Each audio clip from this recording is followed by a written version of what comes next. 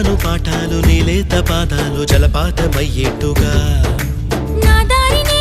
మళ్ళించగా నీకెందుకు అంత పంతం మంచేతిలో